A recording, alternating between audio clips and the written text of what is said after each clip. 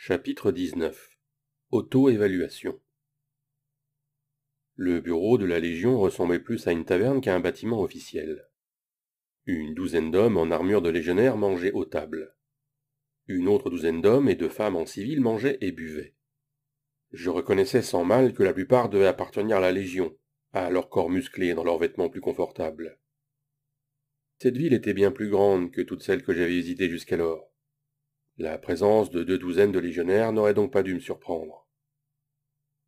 J'ai suivi mes amis jusqu'au bar, et Firth a commandé 4 bières et les a payées. Il nous en a tendu une chacun, et en a pris 2 pour lui, pendant que nous allions nous asseoir à une table. On nous a regardés, mais personne nous a adressé la parole. J'ai demandé à Firth. Et maintenant? Après avoir fini ça, il leva ses 2 chopes. J'irai prendre une douche, j'irai au bordel du coin, puis je vérifierai les messages de Castille. Il sirota sa bière et je restai un peu sans voix. On aurait dû vérifier nos messages en premier. J'ai demandé. Puis-je sortir et découvrir la ville? Wiley répondit. Pas de problème, mais reviens dans 4 heures. Tu devrais peut-être aussi prendre une douche avant. Tu ne te rends pas compte à quel point tu pues. Tu sens la merde, le cheval et la sueur. Il désigna un couloir. Les douches sont par là. On te lavera tes vêtements et on traitera ton armure de cuir. Firth dit sérieusement. Ne pars pas, Eric. Les chiens de la Légion ne tarderaient pas à te retrouver. Et la punition est toujours une exécution publique. Fort de cette merveilleuse nouvelle, Firth partit aux douches. Je le suivis lentement et me déshabillai devant un garçon qui mit toutes mes affaires dans une boîte, portant le numéro 44. Il s'inclina. « Vos affaires seront prêtes dans 2 heures, légionnaire. Vous n'avez pas pris votre bourse à pièces ?» La désigna-t-il du doigt. Elle était vide, mais je la dégrafai quand même et la portai avec moi. J'imagine qu'il ne voulait pas que quiconque s'interroge sur une disparition de pièces. Il y avait une douche froide pour commencer, puis un bain chaud, et on terminait par un massage à l'huile parfumée. Je ne passai pas beaucoup de temps dans le bain chaud, même si c'était agréable, car j'avais hâte d'aller en ville. J'ai aussi trouvé étrange de m'asseoir dans une piscine avec une demi-douzaine d'autres hommes nus.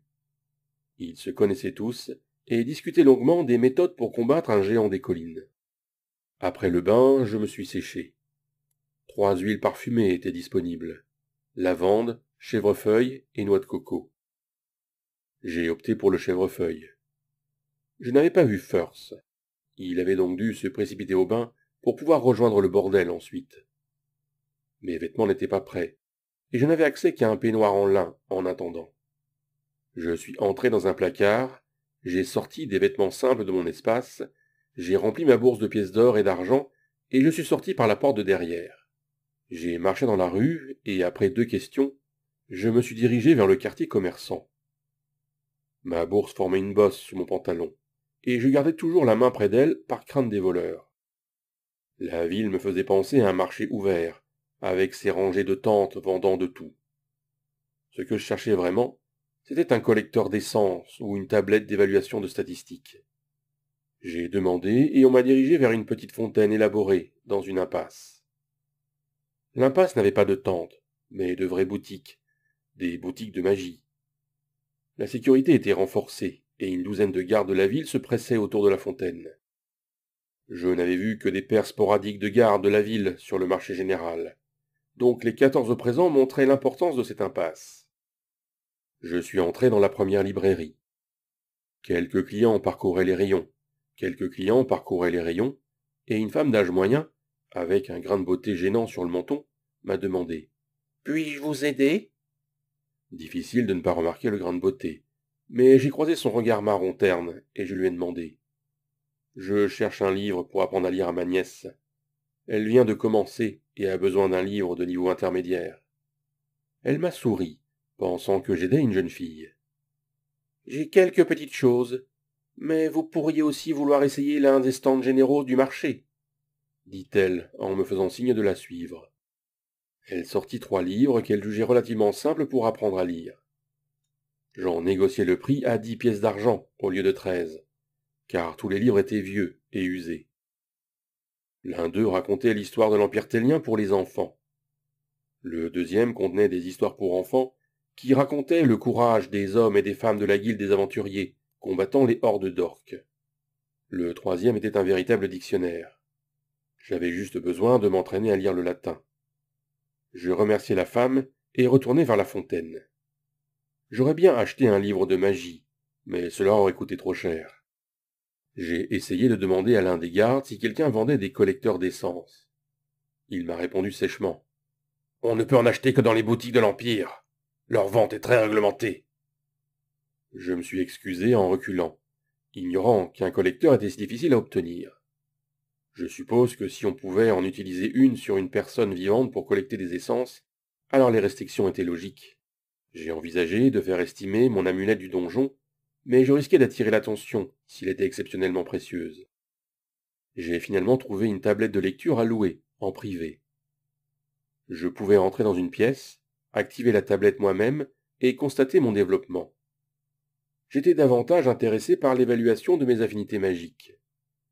Apparemment, les tablettes de lecture étaient chères à l'achat, et même à la location. J'ai payé une pièce d'or entière pour accéder à une tablette d'affinité de statistique et de magie. J'ai fait les deux pour ne pas éveiller trop de soupçons. Mes lectures de statistiques physiques, mentales et magiques se sont déroulées à merveille. Physique. Force. Plus 2 plus 0. 48 sur 79. Puissance. Plus 2 plus 0. 45 sur 82. Rapidité. Plus 3 plus 0. 32 sur 49. Dextérité. Plus 5 plus 3. 35 sur 59. Endurance. Plus 10 plus 8. 66 sur 95. Constitution. Plus 4 plus 0. 41 sur 65. Coordination. Plus 2 plus 0. 40 sur 61. Mental. Intelligence. Plus 3 plus 0. 31 sur 54. Raisonnement. Plus 4 plus 0. 46 sur 59. Perception. Plus 2 plus 0. 54 sur 60. Perspicacité. Plus 3 plus 0. 34 sur 49.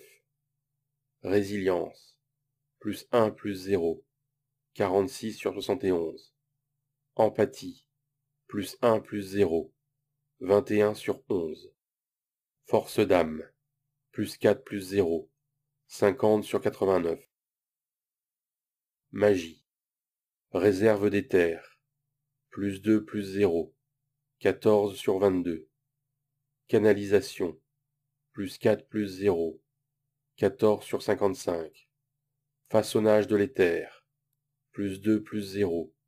8 sur 8. Tolérance à l'éther. Plus 1 plus 0. 22 sur 50. Résistance à l'éther. Plus 1 plus 0. 5 sur 19. Affinité majeure avec l'éther. Espace. Affinité mineure avec l'éther. Temps. Je me souvenais de ma dernière lecture, il y a plus de 6 semaines. Depuis, j'avais consommé une essence majeure pour la dextérité et 3 essences suprêmes pour l'endurance. Mes valeurs magiques se sont bien améliorées. Ma réserve d'éther est passée de 12 à 14, et ma canalisation de 11 à 14. Ma statistique de façonnage d'éther avait atteint son maximum. C'est pourquoi, selon Damian, je ne pourrais jamais lancer des sorts. Pour écrire des formes magiques avec mon éther, il me faudrait au moins 30 en façonnage d'éther. Je me rendais compte à quel point ma capacité à contrôler mon éther était faible, maintenant que cela faisait un certain temps que j'avais connaissance de tout cela. Je n'avais tout simplement pas le potentiel pour être un véritable mage. Sur une note plus positive, mes statistiques physiques se sont grandement améliorées.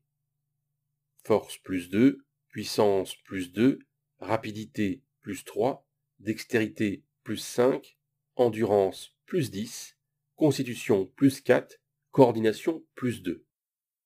Je pense que mon potentiel d'endurance est également passé de 87 à 95. Cela m'a confirmé que ma forme de sort pour l'affinité de convergence était axée sur la maximisation des bénéfices de la consommation d'une essence. Il aurait fallu des dizaines d'essences suprêmes pour augmenter mon potentiel d'endurance d'un seul point. J'avais pourtant toujours l'impression que mes gains étaient peut-être excessifs, car je ne m'entraînais pas 12 heures par jour, comme pendant ma période de formation de légionnaire. Avais-je raté quelque chose? Mon temps passé dans le donjon a-t-il joué un rôle? On m'avait dit que plus mes notes se rapprocheraient de mon potentiel, plus il serait difficile de les améliorer. J'avais poussé mon corps plus fort, mais sur des périodes beaucoup plus courtes. Un coup à la porte m'annonça que mon temps était presque écoulé. Je réglais d'abord la tablette d'affinité magique pour les magies rares et canalisais mon éther.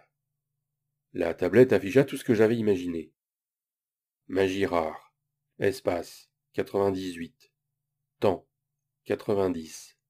Déplacement. 61. Matérialisme. 9. Monde. 88. Vide. 22. Convergence. 74. Aucune de ces affinités n'avait changé. J'ai rapidement gravé les chiffres dans ma mémoire. J'ai réinitialisé la tablette et je l'ai basculée sur les affinités élémentaires. Puis j'ai canalisé mon éther dans celle-ci. Magie élémentaire. Commune. Feu. 0. Air. 0. Eau. 0. Terre. 0. Foudre ou énergie. 8. Esprit ou guérison. 19.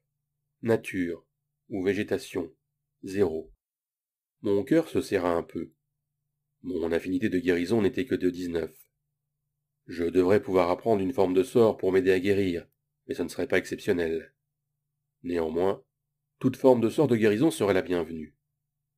On frappa à nouveau à la porte, et je me précipitai vers la dernière lecture, les magies peu communes. Magie non affiliée, peu commune. Charme ou esprit, 5. Illusion, 0. Voyance, 0. Protection ou gardien, 30. Nécromancie, 0. Céleste, 0. Abyssal, 0. Je réinitialisai la tablette et me levai. Rien de révolutionnaire, mais je conservais mes affinités considérables avec les magies rares. J'aurais aimé avoir un livre pour découvrir les formes de sorts possibles pour mon affinité de protection. Je savais aussi qu'il existait des essences supérieures capables d'augmenter mes affinités magiques. Rena avait dit que le hommage d'Assian était en quête d'essences d'affinités terrestres supérieures. Je me demandais si ma capacité de convergence pour maximiser l'essence s'étendait aussi aux affinités magiques. Il le fallait. Ma forme de sort de convergence pouvait-elle forcer mon potentiel au-delà de 100? D'après Damian, 100 était la limite pour les humains. La porte s'ouvrit et le surveillant me fit signe de sortir. Une autre personne avait payé et attendait. Je le remerciai et sortis dans la rue. Je dépensai une pièce d'argent à divers stands de nourriture en parcourant le marché magique dans l'impasse. Il me restait 20 pièces d'or du coffre du donjon, mais je n'étais pas sûr de devoir les dépenser. Mes connaissances étaient trop lacunaires. J'allais probablement payer trop cher ou acheter des choses dont je n'avais pas besoin. Les 4 heures étaient presque écoulées, alors j'ai décidé de retourner à la salle des légionnaires. Je pensais avoir plus de temps demain pour flâner dans les marchés. Quand je suis entré, c'était le soir. Le nombre de légionnaires avait triplé, et les tables étaient pleines. Wiley m'a fait signe de m'asseoir à une table avec Firth et quelqu'un que je ne connaissais pas. Un homme blond, en armure de cuir. Firth prit la parole. « Nous étions sur le point de ratisser la ville à ta recherche, Eric. Voici le préfet Bacchus. Il est responsable de la transmission des messages. Il vient de nous donner nos ordres. » Wiley l'interrompit d'un ton furieux. « On nous envoie sur le front occidental, la ville de Macha. Ce salaud de Justin Cicéron a dû tirer des ficelles pour foutre Castille en l'air. » Les sourcils du préfet Bacchus se haussèrent de surprise. Cet homme avait l'air d'avoir un balai enfoncé dans le cul. J'ai demandé. « Qu'est-ce que ça veut dire ? Le front occidental, c'est le royaume de Bartirardia, n'est-ce pas ? » J'avais consulté quelques cartes, mais je n'étais pas un expert. Le préfet Bacchus tourna la feuille dans ses mains. « C'est à 1500 milles d'ici. Les frontières sont en constante évolution.